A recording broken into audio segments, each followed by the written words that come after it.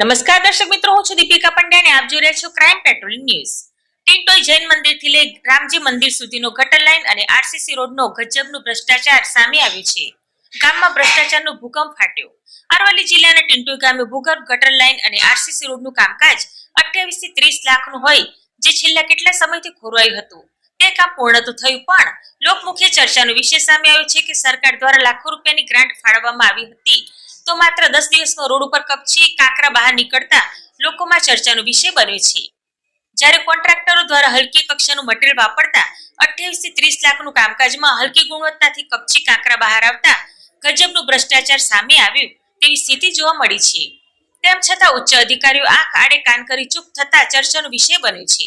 સરકાર દ્વારા લાખો રૂપિયાની ગ્રાન્ટમાં કોન્ટ્રાક્ટરો ભ્રષ્ટાચારમાં ભારે ભોપાળું આદરતા રોડ અને ભૂગર્ભ ગટર લાઇનમાં જો સરકાર દ્વારા તપાસ કરવામાં આવે તો ભ્રષ્ટાચારનો ભોપાળો ખુલે તેમ છે.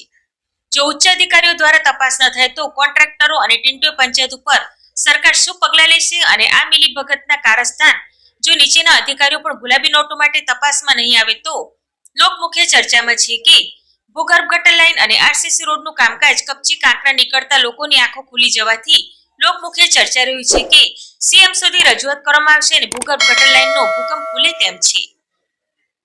કાદર ડમરી સાથે જોતા રહો ક્રાઇમ પેટ્રોલિંગ ન્યૂઝ. નમસ્કાર.